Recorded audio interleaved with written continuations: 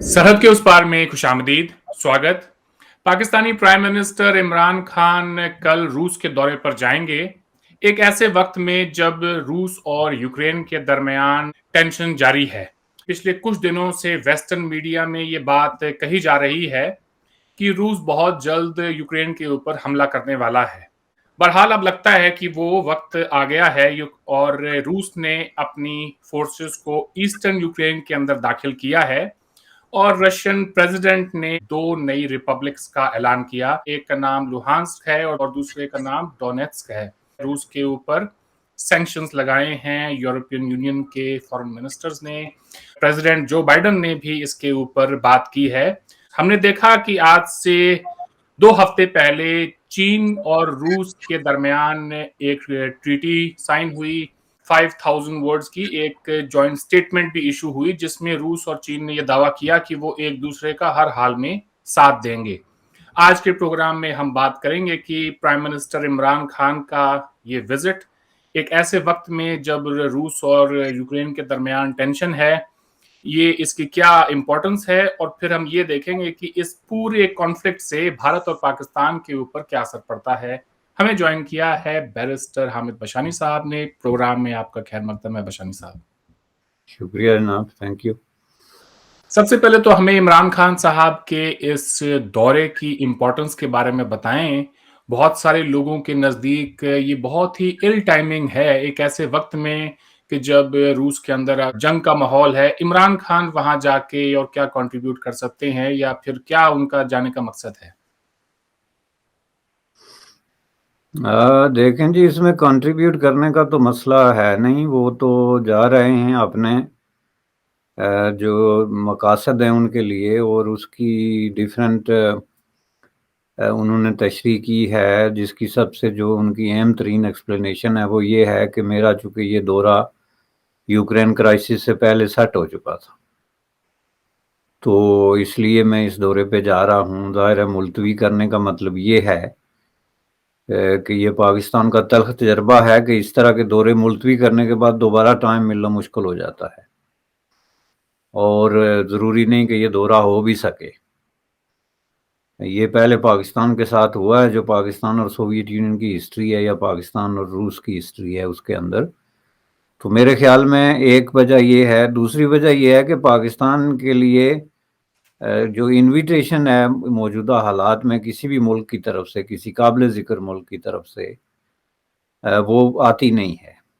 जो नाकाबिल ज़िक्र मुल्क हैं वो भी ज़ाहिर है इन्विटेशन उनके देने का कोई मकसद नहीं बनता, ना उनका कोई इंटरेस्ट है। लेकिन ज़ाहिर है कि जो चंद एक मुल्क हैं, 15-20 कंट्रीज़ जो कंसिडरेबल हैं इंटरनेशनल पॉलिटिक्स में, या जिनका कोई वेट है किसी भी हवाले से, हुआ वो स्ट्रेटेजिक हो, फाइनेंशियल हो, किसी एतबार से हो, वो इन्विटेशन एक्सटेंड करते नहीं हैं। तो दिस इज़ वेरी रेयर कि उनके हैंड में एक इनविटेशन है जो ऑलरेडी एक दौरा सेट हो चुका है। तो उनके लिए जो है ये बहुत बड़ा एक जो है वो मसला था कि वो इसको कैंसिल करते। तीसरी चीज़ ये है कि इमरान खान साहब जो है ना, वो बहुत बड़े अटेंशन सीकर पॉलिटिशियंस हैं, और उनके अंदर जो है वो एक तरह की वो जो एक सेल्फ सेंट्रिक किस्म की चीज़ होती है, जिसको हम उर्दू में नरगसियत पसंदी कहते हैं, यानी अपने आप पे बहुत ज़्यादा अटेंशन और ध्यान देने वाली बात। तो ये उनको नज़र आया कि ये उनका दौरा जो आम हालात में भी के कोई बड़ी खबर भी नहीं थी, इन हालात में ये एक बड़ा इम्पॉर्टेंट किस्म का दौरा बन रहा है, और ये दुनिया के सारे पावर सेंटर्स में इस पे गौर व गौश भी होगा और ये डिस्कस भी होगा। Specifically United state of America में और वाशिंगटन के जितने पावरफुल सर्कल्स हैं, ख्वाह वो पेंटागन है या स्टेट डिपार्टमेंट है या वाइट हाउस है, और इसी तरह यूरोपियन यूनियन की में भी इसको एक बहुत बड़ी अहमियत जो है वो दी जाएगी। चूँकि आल दो कि ये दौरा प्री डिसाइडेड है, लेकिन ये है कि ऐसे हालात में किसी भी जो फॉरेन डिग्निटरी है उसकी तरफ से रशियन विजिट जो है वो वेस्ट के खिलाफ एक जेस्चर समझा जाएगा, ख्वाह आप उसका कोई भी तर्जमा करें। क्योंकि इस वक्त वेस्ट जो है वो कल तक डेफिनेटली अपने पूरी جو اس کے چینلز ہیں ان کو ایکٹیویٹ کر چکا ہوگا کہ روس کے خلاف پابندیاں لگائی جائیں، تو اس میں یہ چیز جو ہے وہ امپارٹنٹ ہے۔ چوتھا جو اس کا مجھے لگتا ہے وہ عمران خان کا یہ مقصد ہے کہ یہ ایک میسج جائے گا پوری دنیا کو، اور this is the right time to do it, چونکہ اس کے لیے بہت زیادہ پبلسٹی گین ہوگی کہ پاکستان جو ہے وہ اب ایک آزاد ملک ہے ان لائک پاسٹ ہسٹری، اور یہ مختلف ملکوں کے درمیان بیلنس جو تعلق ہے وہ قائم کرنے کی صلاحیت رکھتا ہے، اور یہ ایسے نہیں ہے کہ جیسے پاکستان گزشتہ جو ہے وہ نصف صدی سے زائد عرصہ جو ہے وہ یونائٹڈ اسٹیٹ آف امریکہ کی ڈسپوزل پہ ایز اے کلائنٹ اسٹیٹ یا as a subordinate state ہی کہہ لیں آپ، جب سیٹو سینیٹو وغیرہ کی ہسٹری دیکھیں، کے طور پہ رول پلے کرتا رہا دوسری سپر پاور کے خلاف، جو کہ ایک بہت ہی ایک سطح پہ آ کے تو 80s میں جو ہے وہ ایک فٹ سولجر کا جو ہے وہ رول بھی بن گیا تھا۔ تو اب وہ یہ میسج دینا چاہتے ہیں کہ جی ہم کسی بلاک کا حصہ نہیں بننا چاہتے، بلکہ ہم ساری دنیا کے ساتھ ایک ہی طرح کے جو ہے وہ تعلقات قائم کرنا چاہتے ہیں۔ تو یہ 4-5 جو ہے نا اس دورے کے ہائی لائٹس ہیں، جس کے اندر یہ سارا ٹور جو ہے وہ میرے خیال میں اختتام پذیر ہوگا۔ اس وقت جب ہم یہ ریکارڈنگ کر رہے ہیں تو پریزیڈنٹ بائیڈن نے سینکشنز امپوز کیے ہیں رشیا کے اوپر، اور یورپین یونین نے بھی امپوز کیے ہیں، ان کے فارن منسٹرز نے یہ کلیم کیا۔ ایسے میں پاکستانی پرائم منسٹر کا وہاں جانا کتنا سگنیفیکنٹ ہے؟ بیکاز کیا وہ پوری دنیا کے ساتھ کھڑے ہوں گے یا پھر وہ روس اور چین کے ساتھ کھڑے ہوں گے؟ یہ بات تو بالکل کلیئر ہو گئی ہے کہ ماسکو کے اندر اس وقت جو بھی جائے گا وہ دیکھا جائے گا کہ آپ یو آر اینٹی ویسٹ۔ یہ بات بالکل صحیح ہے جی، آل دو کہ عمران خان کا مقصد یہ ہے کہ میں یہ میسج دوں کہ ہم کسی ایک کے ساتھ بھی نہیں ہیں، بلکہ ہم اپنے انٹرسٹ کے ساتھ ہیں اور ہم سب کے ساتھ ایک بیلنس قسم کی ریلیشن قائم کرنا چاہتے ہیں۔ لیکن جو پاکستان کا سٹیچر ہے اور جو اس کی اس وقت اسپیسیفک سچویشن ہے فائنینشیل اسٹریٹجک، اس کی روشنی میں اس طرح کا کوئی میسج دینا اور اس کو ایکسیپٹ کرانا مشکل ہے، بلکہ ناممکن ہے، چونکہ ان کو کوئی سیریسلی لے گا نہیں۔ اس طرح کی پالیسی کو بہت ہی بڑا سیلف سفیشینٹ قسم کا ملک جو ہے نا وہ کوئی اپنا کے تو یہ میسج دے سکتا ہے، اور وہ بھی کوئی بہت ہی طاقتور قسم کا ملک جس کی کہ اس جو پالیٹکس اس وقت چل رہی ہے دنیا میں اس کی مثال دینا مشکل ہے۔ فار ایگزامپل فرانس جیسا کوئی ملک جو ہے وہ اگر اس طرح کا کوئی اقدام کرے اور یہ میسج دینے کی کوشش کرے کہ جی ہم جو ہے اس لڑائی میں غیر جانبدار ہیں اور ہمارا دونوں کے ساتھ نہ کوئی ناراضگی ہے اور نہ کوئی معاہدہ ہے، تو بات بنتی ہے۔ لیکن پاکستان کی اس وقت ہسٹری یہ ہے کہ وہ آپ کہتے ہیں کہ ویسٹ کے ساتھ کھڑا ہوگا یا ان کے ساتھ وہ کھڑا ہوگا، ویسٹ اس کے ساتھ کھڑا ہونے کے لیے تیار نہیں ہے، اور ویسٹ نے اس اپنے یہ کوئی محض ایک کوئی میسج نہیں دیا بلکہ اس کو باقاعدہ ڈاکومنٹ کیا ہے۔ گزشتہ 3 سال سے جو لوگ اس کو کلوزلی واچ کر رہے ہیں وہ آپ کو بتا سکتے ہیں کہ ویسٹ نے اس کو باقاعدہ ڈکلیئر کیا ہے، ایک ڈکلیریشن کے طور پہ سامنے لایا ہے مختلف اوقات میں کہ ہم جناب جو ہے آپ سے یہ ملاقات نہیں کر سکتے، اس چیز پہ بات نہیں ہو سکتی، اور یہاں تک کہ جو بائیڈن نے جو پرائم منسٹر کے ساتھ فون کے ذریعے بھی جا کے کوئی ملاقات ہوتی، جو کہ ایک پیٹرن رہا ہے۔ اگر آپ دیکھ لیں گزشتہ 70 سال سے تو نیا جو بھی امریکی صدر آتا ہے اس میں انڈیا پاکستان کے لیے یہ ہوتا ہے کہ جی سب سے پہلے وائٹ ہاؤس میں کون انوائٹ ہو رہا ہے یا کس کے ساتھ فون پہ بات ہو رہی ہے اور وغیرہ وغیرہ۔ تو اس طرح کی پالیٹکس کو چونکہ انہوں نے بڑا کلیئرلی اس کو باقاعدہ ڈکلیئر کیا ہے کہ ہم اس پالیٹکس سے اب نکل گئے ہیں جو انڈیا پاکستان میں بریکٹ پالیٹکس تھی، کہ انڈیا اور پاکستان کو ایک ہی بریکٹ میں رکھ کے جو ہم دیکھتے تھے اس سے ہم نکل گئے۔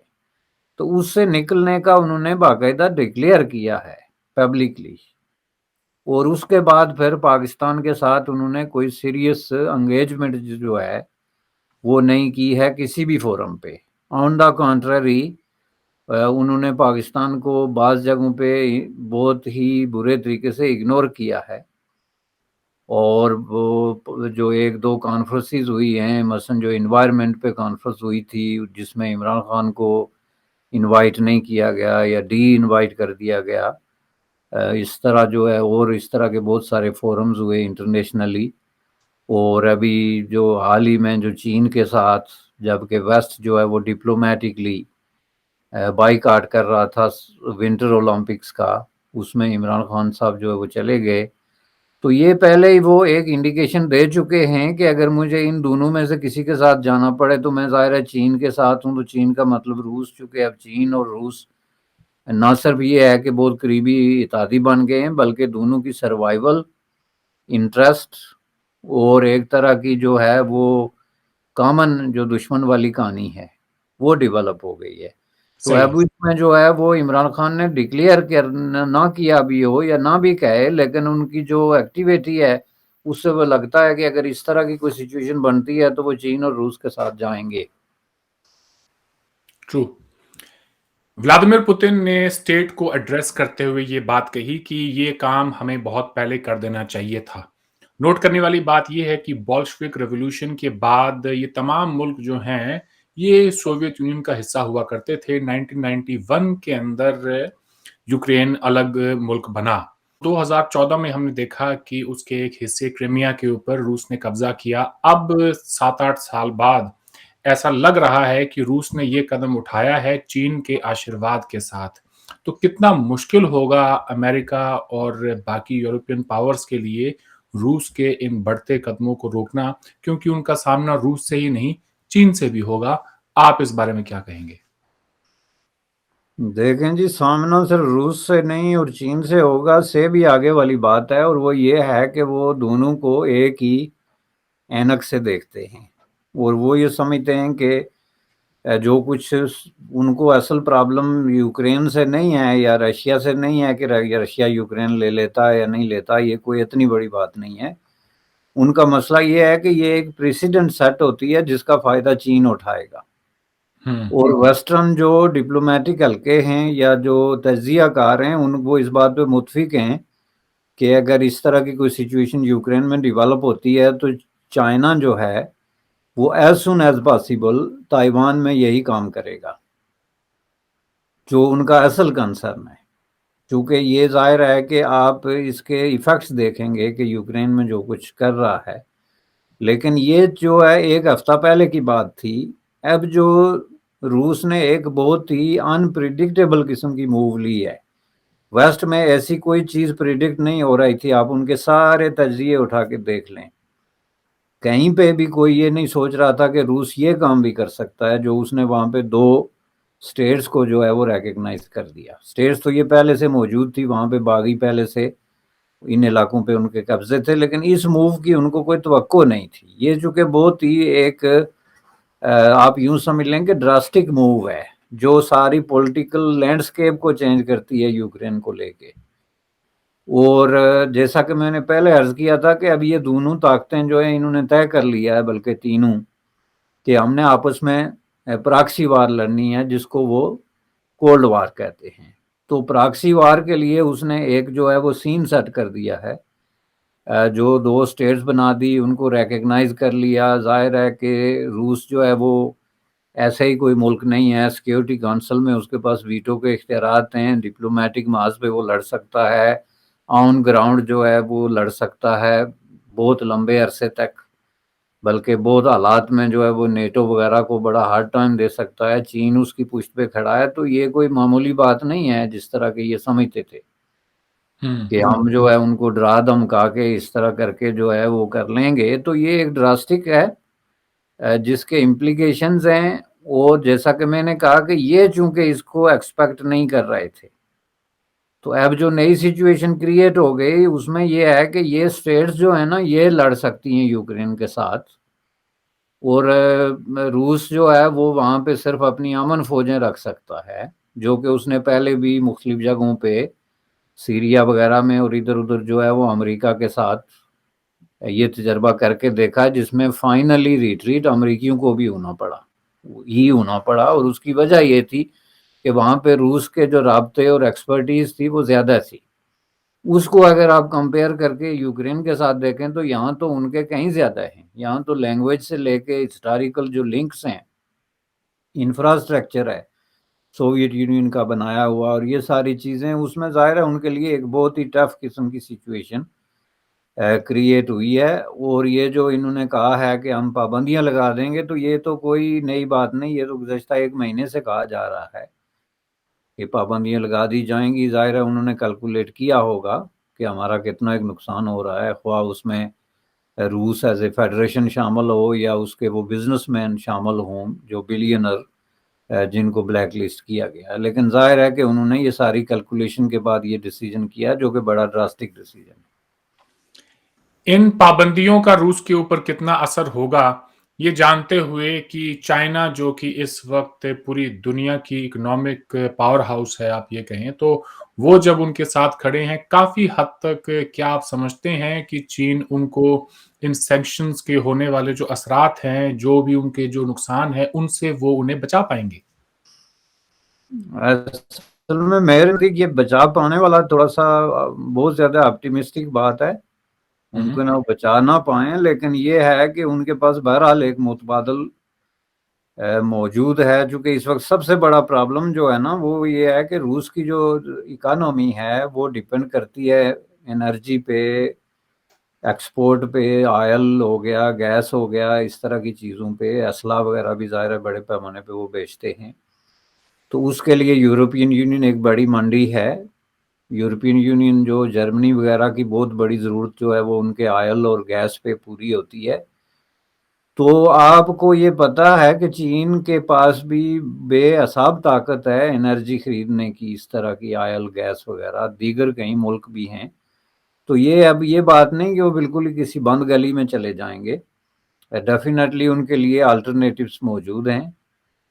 लेकिन ज़ाहिर है नुकसान तो उसका होगा, डेफिनेटली होगा। लेकिन आप जब इस तरह के मामलात में आ जाते हैं ना, ये मैं समझता हूँ कि रूसियों के लिए एक जिंदगी और मौत का मसला बन गया। Is not about Ukraine. Ukraine को वो अपना लास्ट कैसल समझ रहे हैं बैटल फील्ड के अंदर, और वो समझते हैं कि अगर ये किला हमारे हाथ से निकल गया तो फिर हम जो है पूरा ईस्टर्न यूरोप और स्पेसिफिकली ये जो कजाकिस्तान वगैरह, उज़्बेकिस्तान और ये इस तरह की रियासतें हैं, इनमें भी यही काम होगा, और रफ्ता रफ्ता ये सिर्फ जो है ना मास्को रह जाएगा। इसलिए वो इस चीज़ को समझते हैं कि इसकी ग्रेविटी क्या है, और इसके लिए वो उन्होंने देखना है कि ये लड़ाई कल मास्को में लड़ने के बजाय अगर हम वहाँ लड़ें तो ज़्यादा बेहतर है। लेकिन ये जो जगह एक इसमें इम्पॉर्टेंट ये भी है कि ये पाबंदियों के अपने इफेक्ट होंगे, सब चीज़ होगी, लेकिन जो लड़ाई है ना असल, वो कोई इतना आसान काम नहीं है यूक्रेन में, ना नेटो के लिए और ना रूस के लिए।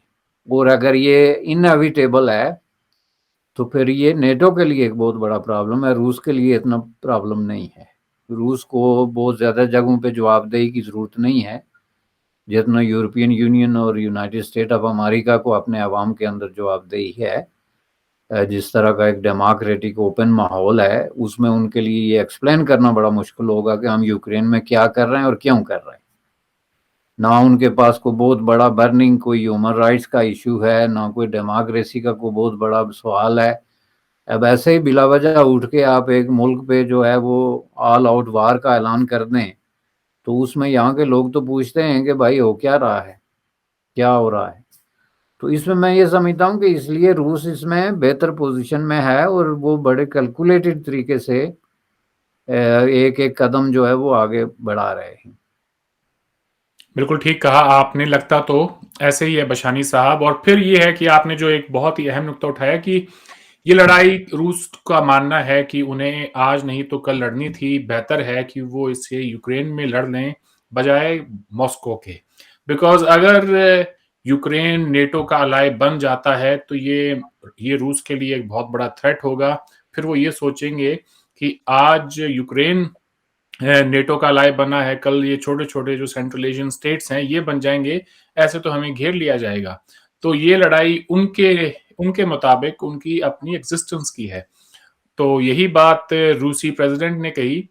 वैसे गौर फरमाने वाली बात यह है बिशानी साहब कि वहां उस इलाके के अंदर हालांकि आबादी के लिहाज से हम देखें तो जितने भी लोग रहते हैं उनमें से हर 3 लोगों में से एक इंसान रूसी बोलता है।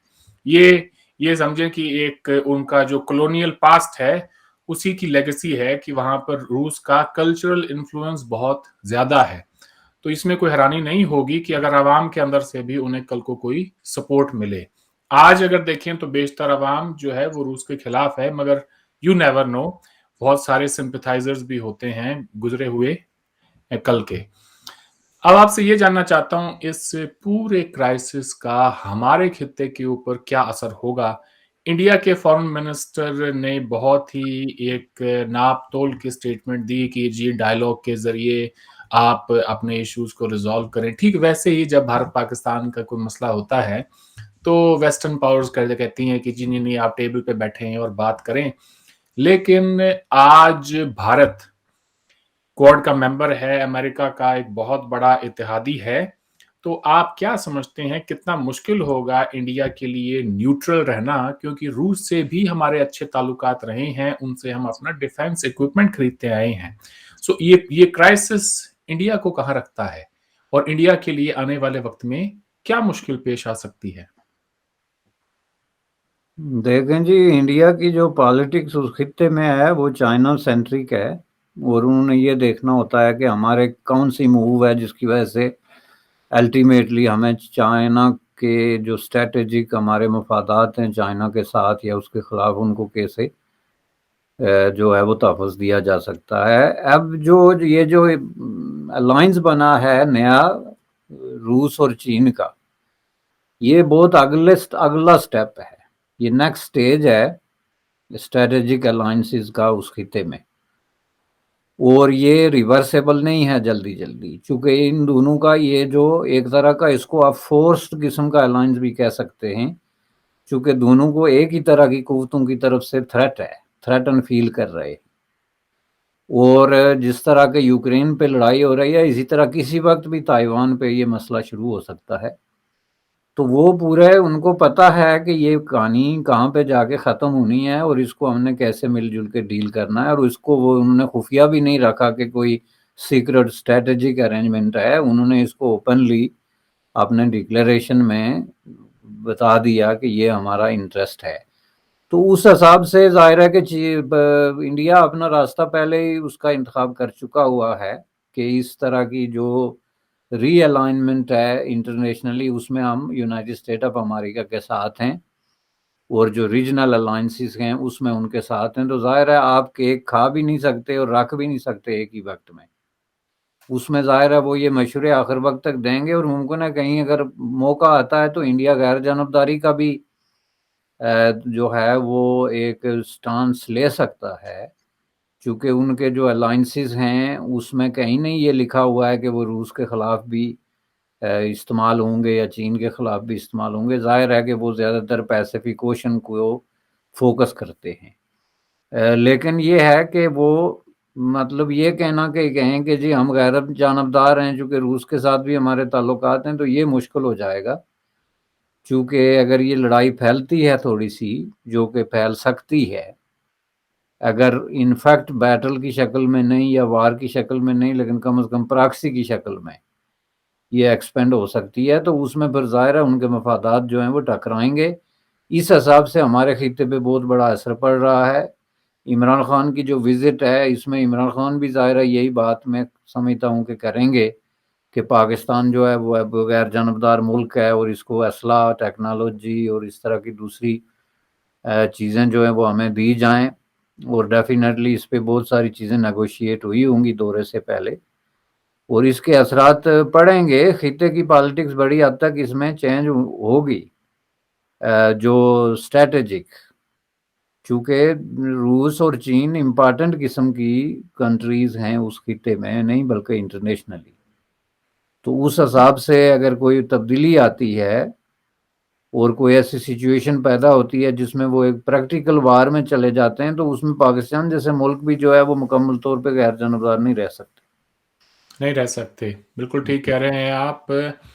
सैंक्शंस का मतलब है कि आप रूस से किसी भी किस्म का कोई ट्रेड नहीं कर सकते। भारत बहुत ज़्यादा डिपेंड करता है रूस से डिफेंस इक्विपमेंट के हवाले से। एक बात तो तय है कि महंगाई इस खित्ते के अंदर अब बहुत जल्द बढ़ने वाली है। कुछ ही दिनों की बात है जब तेल की कीमतें जो हैं वो आसमान छूने लगेंगी। आज इंटरनेशनल मार्केट में कच्चे तेल की कीमतें जो हैं वो ऑलमोस्ट $100 अ बैरल को टच कर गई हैं, बावजूद इसके कि हमारे यहाँ पिछले 3 महीने से तेल की कीमतों में कोई इज़ाफ़ा नहीं हुआ है। मुझे लगता है कि it is only a matter of time, हमारे यहाँ स्टेट इलेक्शंस जैसे ही मुकम्मल होंगे, उसके बाद एक नई महँगाई का हमें सामना करना होगा। इस पूरी खबर के ऊपर हम अपनी नज़र बना के रखेंगे और आपसे फिर बात करेंगे बशानी साहब। आज आपने वक़्त दिया, आपका बहुत-बहुत शुक्रिया। आपसे फिर बात होगी। थैंक यू जनाब, शुक्रिया।